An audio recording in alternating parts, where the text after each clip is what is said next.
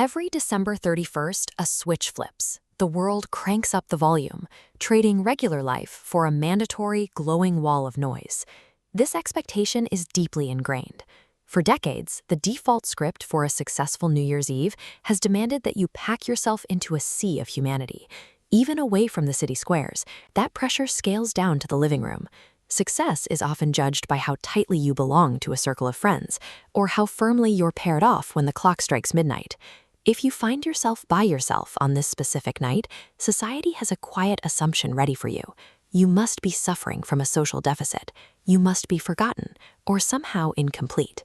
Yet right now, millions of people are actively, deliberately flying solo.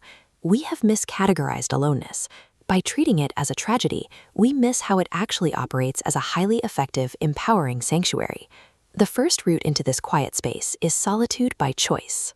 Opting out of the year's most aggressive social holiday acts as a quiet rebellion against the constant demand to perform and please others. What you gain in return is freedom. You drop the pressure to conform to social norms, leaving you free to focus entirely on your own internal desires. People put this freedom to work through highly specific rituals.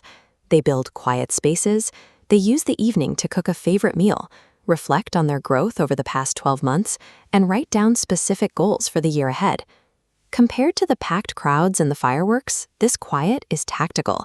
It offers the rare, uninterrupted space required for deliberate personal growth. Choosing to spend the night this way is never a rejection of human connection. It is an exercise in self-preservation.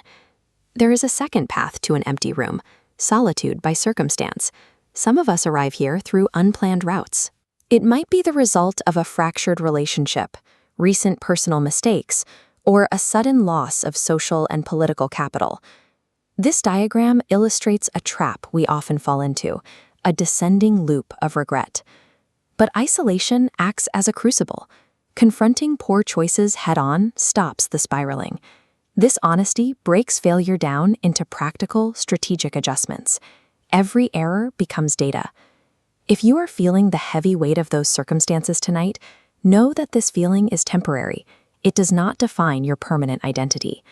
The isolation isn't a dead end.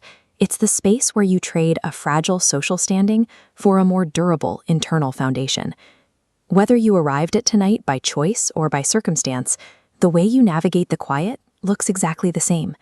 You survive the silence by finding joy in micro-moments. These small, deliberate actions replace the overwhelming noise of a party with quiet satisfaction. People take back their evening by rolling handmade pasta from scratch. They catch up on a documentary they've ignored for 6 months, or they listen to AI podcasters dissect the human experience. Leaning heavily into whatever uniquely holds your attention stops an empty room from feeling vacant, turning it into a fulfilling space. Being alone is a physical location. Being lonely is an emotional state. The two are rarely the same thing. It requires bravery to sit in isolation and thrive there, because it forces you to be entirely, unflinchingly present with yourself. So if you are watching this by yourself tonight, you are not incomplete. You have not been forgotten by the world. Raise a glass of champagne, tea, or sparkling water to yourself. Honor the effort you put into your own growth this year and the unique path you walked to get here. Choosing to stay in tonight is a quiet demonstration of independence. It proves you don't need a crowd to validate your progress. Cheers to you, and see you next year.